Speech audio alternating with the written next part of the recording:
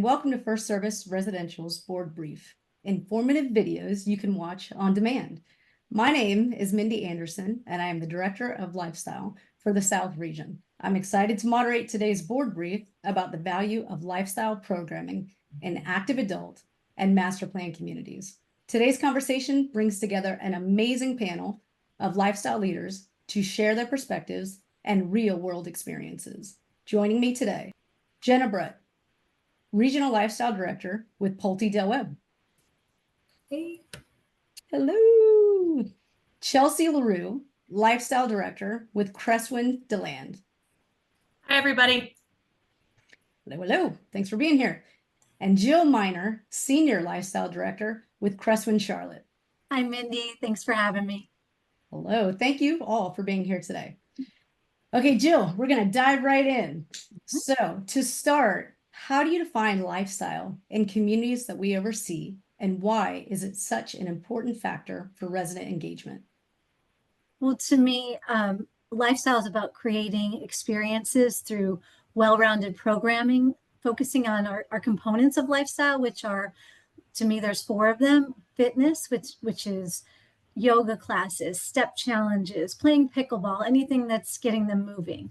Relationships, that's our social purpose. Residents helping residents, getting together for a great cause, and volunteering. Entertainment, that's our great shows, concerts, signature events, and educational programs, bringing in lunch and learns, speakers locally, anything to keep them as lifelong learners. So those are things that are very important to our programming. And then resident engagement is key because, our residents are our heart and souls of our programming. And it's like that saying, it takes a village. We can't do it without them. So we need them to be a part of it. Excellent. Anybody else want to chime in? I mean, you nailed that on the head, so I don't think you could top it, but any other inputs from you guys? Sure. I will say that in today's world, our residents, and especially the retiree residents, are not looking to retire in the old sense of the word. They really are looking for new relationships and learning new things. So it's really important that our lifestyle programming does involve things where they are lifelong learners, such as Jill just mentioned, but also maybe they're trying new things that they've never done before. So it is really great that we are able to provide lifestyle events and programming for them to be able to have that connection with others and keep learning. No doubt. I mean, they call our lifestyle directors what? The cruise ship directors who never leave port. Exactly. So definitely bring in the fun. So we're going to do that today as well. So, okay, this one's for everyone. So I want to hear from all of you. So what brought you to First Service, and what has kept you here as a lifestyle leader? So we're going to kick it off with you, Jill, or Chelsea. Let's go to Chelsea first. Sorry. Sure. So what brought me to First Service was actually a job posting on Indeed. So quite literally just an opportunity. But what has really kept me here has been the people that I've had the wonderful pleasure of working with, the residents that I've had the wonderful pleasure of building relationships with, and the company culture and the leadership team here at First Service. So I am a true testament to the fact that First Service and the leadership team really does want you to grow and develop as a person. In my 3 years with the company, I have gone from supervisor to manager to director, all within lifestyle. And I'm just so blessed to have the wonderful leadership team with First Service behind my back with every move. And they truly are the reason that I am still here, Mindy, you included. Oh, why, thank you. Keep going. All right, who wants to go next? I'll go next. Awesome. Thanks, Jenna. I originally came to First Service. My aunt lived in Del Webb, and I heard that there was a job posting, so I applied to it. I ended up getting the job, and while I did events in the city, this was kind of a different beast, and it was just really exciting and fun to learn, and kind of something Jill touched on earlier, just helping build that community and build those relationships was really rewarding to see and be a part of. And I ended up staying at that community for almost 8 years. And now being with the company for over 10, again, just saying what Chelsea said, seeing all that support and just the relationships within First Service and across our communities, not just your sited community. You have a lot of support and a lot of help whenever you need it. It's a really good culture to work in. Yeah, and I would just sort of piggyback off of Jenna. I'm going to start backwards, but I completely agree with that. The support, the collaboration calls, all of that is what has kept me here. You're not on an island. You can reach out to anyone. There's so many resources, just so many forms of communication. So that's what kept me here. And similar to Jenna, I actually attended an event at a first service property and didn't know anything about the business whatsoever, but just saw the lifestyle director doing her thing. And I thought, I would really like to do that job.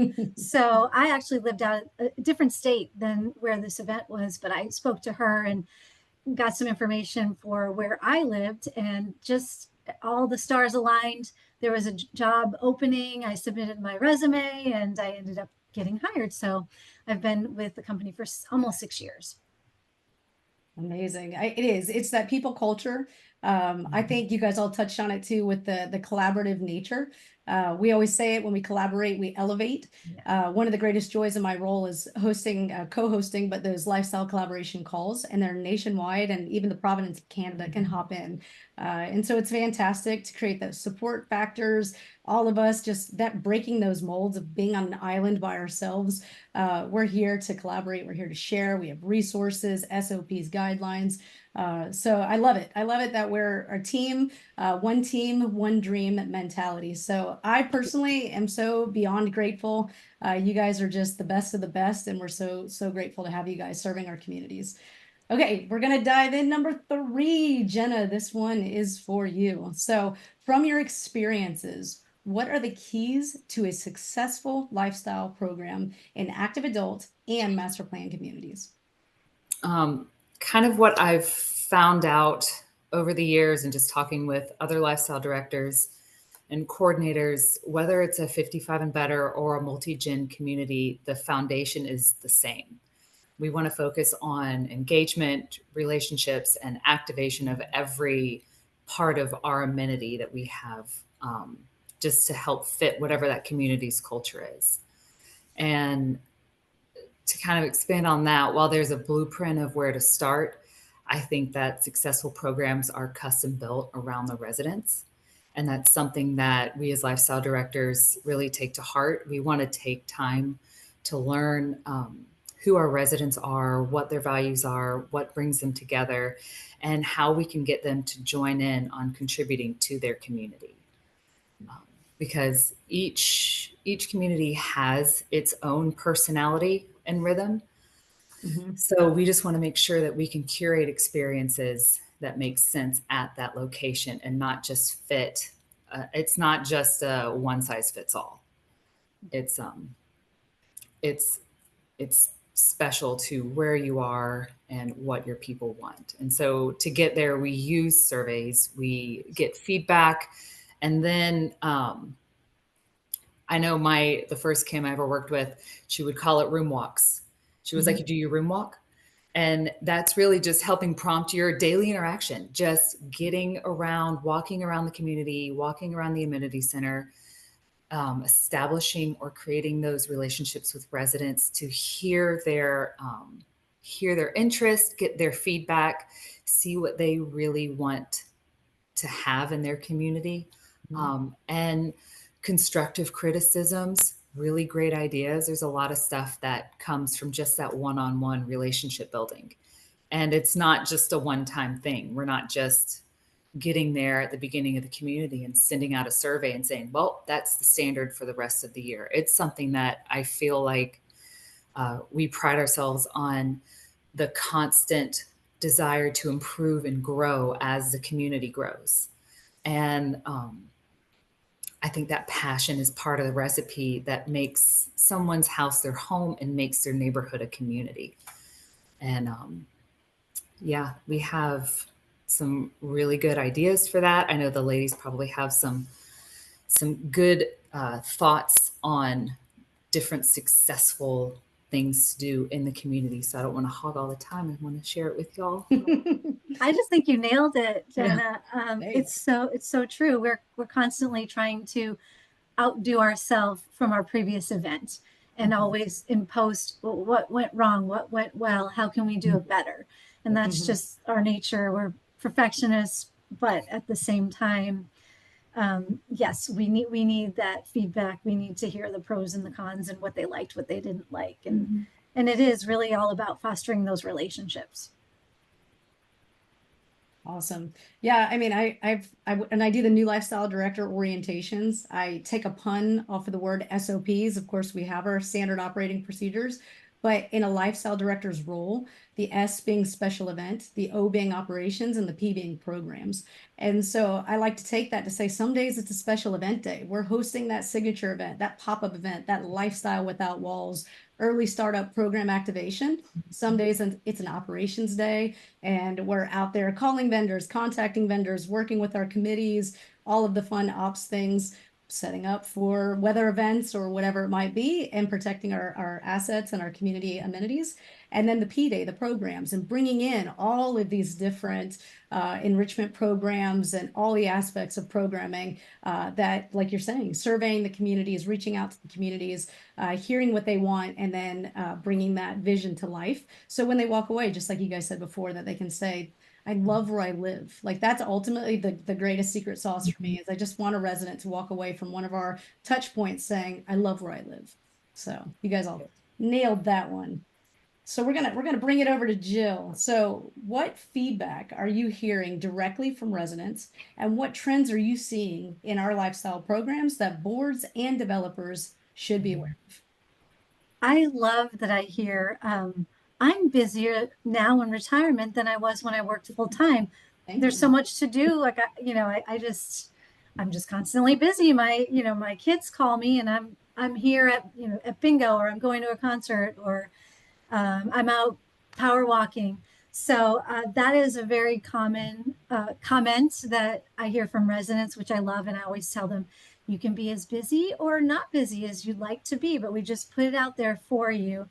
And, there's that variety and engagement just like creates an energy around the community.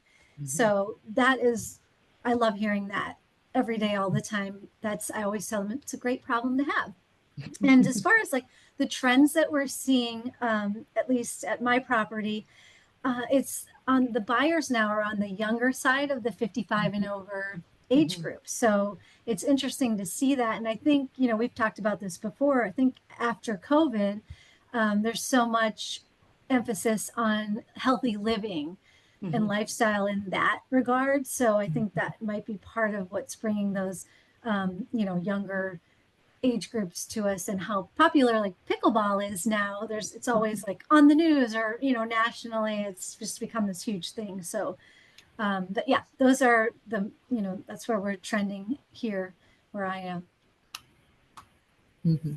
Anyone else? Yep. Kind of to piggyback on that. I mean, pickleball is huge. We are starting to see a trend more towards, if you have tennis courts, doing multi-sport courts to help incorporate. So you kind of can give a little bit more options. Garden clubs and garden boxes are big. We're starting to see communities that are involving more water elements. So like stand-up paddle boards, kayaks, different things like that. And then we are noticing a little more focus on sportainment, I think is our hot word right now, like the golf or multi-sport simulators, things that you can do inside even whenever the weather's bad. I know in Florida, you don't really know what's going to happen. So it's always good to have an indoor backup. And these sportainment venues it's really neat. It's really interesting. And I'm kind of excited to see where it goes from there. Yeah. Even with sportainment, the concept of banana ball, how they've, even brought entertainment to sports. and it's just a lot of people are gathering and just entertained. But for our communities, we're seeing that even with something like wiffle ball, so bringing people together similar to what pickleball did. So all of these opportunities of gathering, whether it's pet parks and activating those spaces. So fantastic feedback there. So I love it. All right, Chelsea, we're going to jump over to you. Sure. So if you had to sum it up, so what makes First Service Residential stand out as the powerhouse behind the brands when it comes to lifestyle? So if you had to sum it all up, we're the powerhouse behind the brands. The powerhouse behind the brands when it comes to lifestyle. I'm tripping over my own words here. So what makes us that powerhouse? What makes us the force to be reckoned with?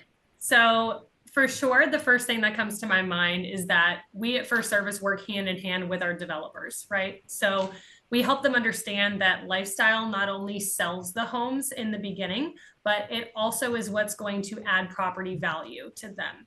So throughout the lifespan of the community, that's a key part of its success, is knowing that the lifestyle team or department or director or lifestyle as a whole throughout the community, just from the resident standpoint, really is a beginning part to the developer success and then a finalizing part to the community success as a whole. And also, unlike other management companies, we really care about those partnerships and we build those correctly from the ground up. So we like to work with developers that care as much as we do. We're not just partnering with anybody who says, let's go ahead and build a community, right? And finally, I think most people may not know this, or some people may, but we are the largest and leading residential management company in North America. And so that really just does give us an unmatched approach and an unmatched resource as far as what we can do and how we do it better. No doubt, right? The biggest and the best. So yeah, I think lifestyle sells homes. That's something that is so key for our developer teams and for any of our startup communities to see, is building that community, that culture, that connection for all the layers of prospects under contract and then new residents. I think that no doubt First Service is the all-inclusive management firm that can just do it all. We can manage the community, we can activate the lifestyle, we can help engage the community, building that culture. So you guys were perfect on that one. Any other feedback or anything with that one? Yeah, I would just like to add real quick, whenever it comes to us being a powerhouse, especially working with not just developers, but even communities that have transitioned, they don't have to worry about us being on an island. I know we talked about it a little bit earlier, but I'm so proud of my region. I'm in Northeast Florida, and we have a number of just amazing lifestyle directors, both at multi-gen communities and 55 and better. And we are in constant collaboration. We're always there for each other. There is so much creativity and knowledge and experience. And one of the great things about even just outside of my region, even just, talking with Jill, and I know I've done meetings and stuff with Chelsea before, there's no gatekeeping. It's really neat to see that we as lifestyle directors have our own community that wants success for each other and wants success for our regions. And so I think that part of that powerhouse is we do have such a strong backbone. We really do that. Iron sharpens iron. And it's really neat to learn and grow from each other. No doubt. When we collaborate, we elevate. So Exactly. talking about powerhouse, you guys, like, amazing. So I cannot thank you enough for sharing your experiences and for your perspectives today. We've touched on what lifestyle really means, how it impacts our resident engagement, and why it is such a vital part of the success for our active adult communities and our master plan communities. So, and to our viewers out there, thank you so much for joining us for this segment of the board brief. We hope that you found today's discussion valuable, and we look forward to seeing you again soon.